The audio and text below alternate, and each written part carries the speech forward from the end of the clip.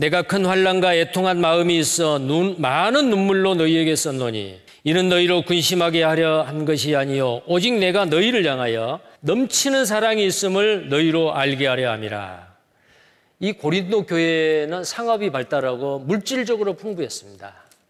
근데 이 교회, 초대교회 중에서 성경에 나오는 교회 중에서 가장 문제가 많은 교회가 여기였습니다. 하나가 되지 않습니다. 네 파로 나눠졌어요. 성향이 같은 사람들끼리 육신적으로 뭉친 거예요.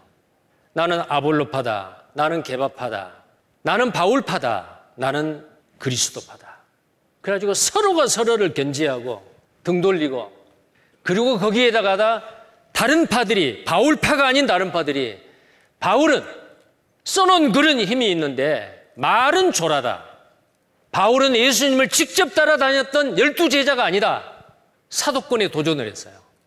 힘 있는 글로 고린도 전후서를 기록해서 고린도 성도들한테 이걸 보낸 거예요.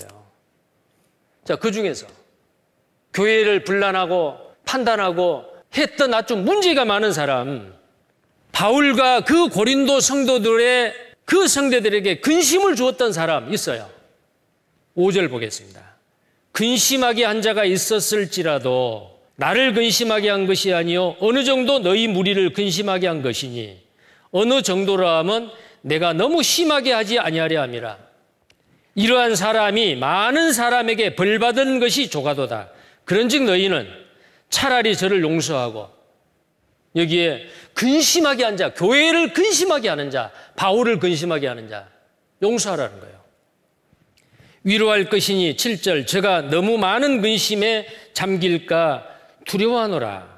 그러므로 너희를 권하노니 사랑을 저희에게 나타내라. 너희가 범사에 순종하는지 그 증거를 알고자 하여 내가 이것을 너희에게 썼노라. 너희가 무슨 일이든지 네게 용서하면 나도 그리하고 내가 만일 용서한 것이 있으면 용서한 그것은 너희를 위하여 그리스도 앞에 한 것이니 이는 우리로 사단에게 속지 않게 하려 함이라. 우리가 그 괴계를 알지 못하는 바가 아니로라. 자, 이 10절에 11절에 나와 있는 말은 무슨 말이에요? 어떤 잘못을 했어도 용서하라. 용서하는 것은 하나님이 기뻐하시는 일이고 용서하지 않으면 사단이 기뻐하는 거예요. 다툼이 있거나 어떤 문제가 있었을 때 그 피해를 당한 그 사람에게 용서하지 못하는 강팍한 마음을 줘요. 용서하지 못하도록. 그게 사단의 괴계입니다. 근데 하나님은 어때요? 내가 너희를 용서했듯이 하나님이 우리를 용서했듯이 너도 용서하라. 피차 어떤 혐오가 있든지 용서하라. 명령이요. 구원받은 이후에 허물이 있는 자를 용서하라. 그리하면 내가 용서하리라. 하나님의 약속이요. 용서하지 못한 그리스도인, 성숙치 못한 사람입니다. 아름다운 그리스도인이 아닙니다. 아버지요, 저들의 죄를 저들에게 돌리지 마옵소서. 우리는 예수 믿고 교회 안에서 신앙생활하는 가운데 스데반만큼 그 고난을 당한 적은 없죠.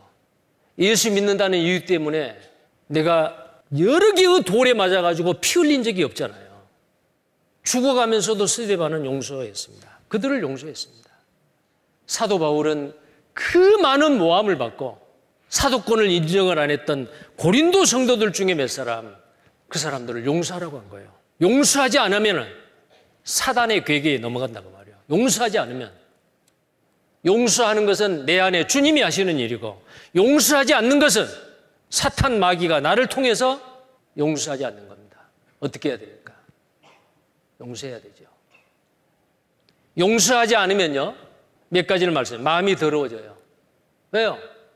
용서하라는 것은 주님이 우리에게 명령하는 건데 그 말씀에 순종하지 않기 때문에 우리 마음이 더러워집니다.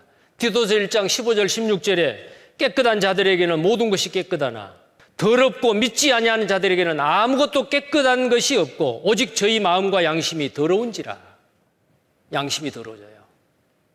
저희가 하나님을 시인하나 입으로는 시인합니다. 그러나 행위로는 부인하니 가증한 자요 복종치 아니하는 자요 모든 선한 일을 버리는 자니라. 우리는 주님을 사랑합니다.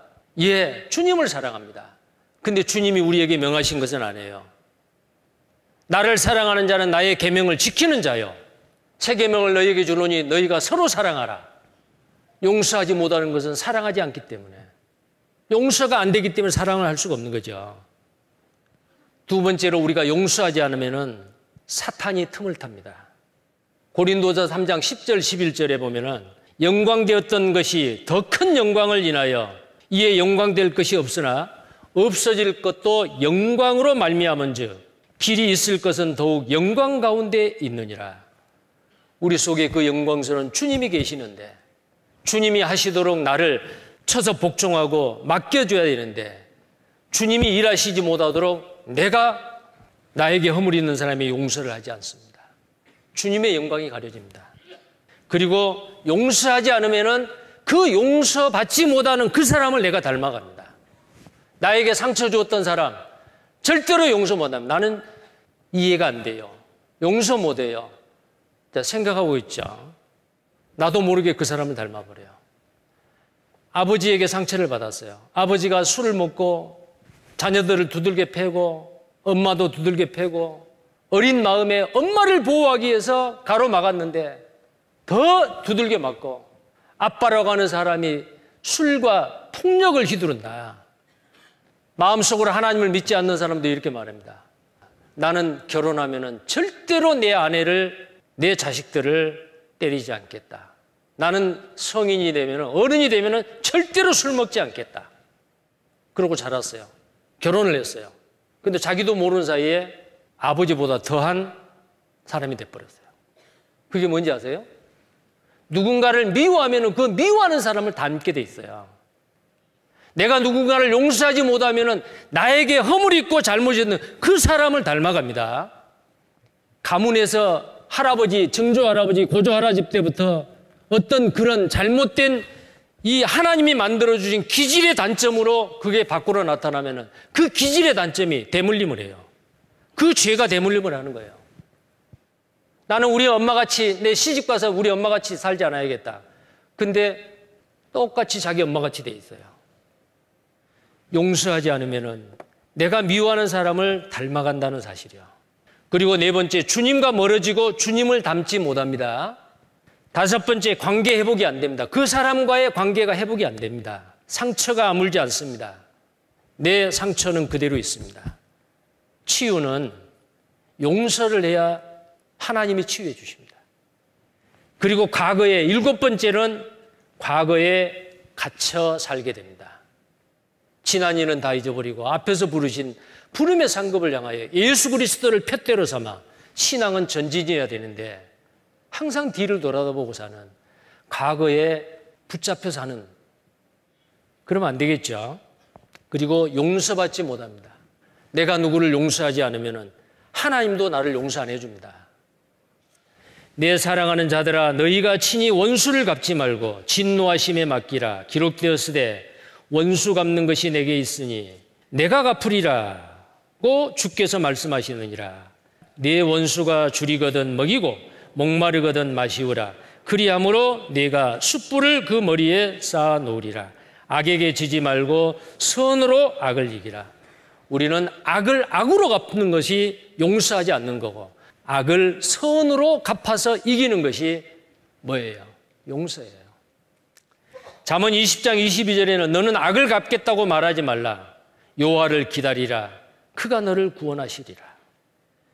7번 용서할까요? 그랬어요, 베드로가. 근데 그때 당시에 랍비들은 3번 용서하라고. 아모스 1장에 보면은 이방인들이 쭉 나오는데 이방 나라가 서너 번 죄를 범하였으므로 하나님이 그들을 징계했다. 그 말씀을 근거로 해서 3번까지는 죄를 지어도 용서해 주나 4번째는 용서 않는다. 그렇게 랍비들이 가르쳤어요.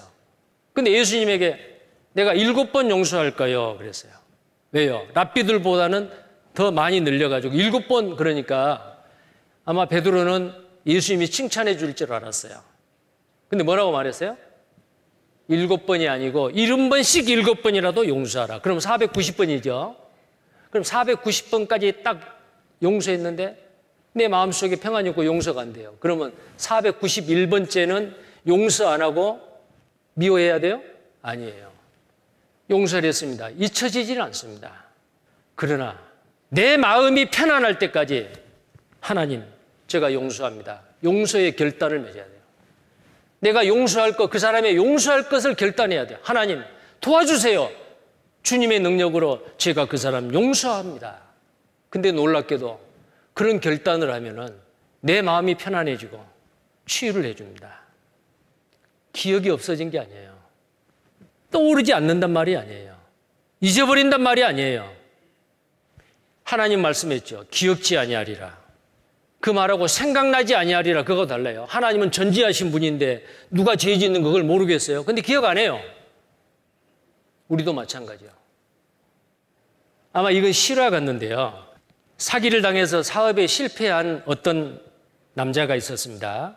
근데 사업에 실패하자 그 가족들은 다 떠나버렸어요. 순식간에 노숙자 신세가 되어버린 남자가 있었습니다. 그는 사회에 대한 분노, 절망만을 가슴에 안은 채 언제든지 불을 지르고 자신도 죽어버리겠다고 휘발유 한 통만 안고 살아가던 사람이었어요. 근데 어느 날, 추운 겨울날 며칠 동안 굶었던 이 남자는 이른 새벽 조그마한 국수 가게에 들어갑니다. 국수 한 그릇 주세요. 돈 한 푼 없었어요. 너무너무 배가 고픈 나머지 한 그릇 더, 또 한 그릇 더요. 세 그릇을 순식간에 비웠습니다. 그렇게 세 그릇을 순식간에 먹고 난 후에 돈이 없어 계산할 수 없었던 이 남자는 가게 밖으로 도망을 쳤습니다. 국수집 할머니는 쫓아나오면서 크게 소리를 지릅니다. 뛰지 말고 가. 다쳐. 그냥 걸어가. 그 할머니가 쫓아나와가지고 뛰어 도망가고 있는 그 노숙자에게 뒤에서 그렇게 소리를 쳤어요. 저 나쁜 거지놈, 도둑놈 잡아라가 아닙니다. 방금 전에 말했던 대로 뛰어가지 마. 다쳐. 걸어가도 돼. 자, 이 소리를 이 노숙자는 들었습니다. 돈 없이 먹고 달아나는 사람을 용서하고 행여 넘어질까 봐서 염려까지 해준 이 국수집 할머니. 할머니의 말을 듣고는 이 노숙자는 그 자리에서 주저앉았습니다. 아이처럼 펑펑 눈물을 쏟은 그 남자.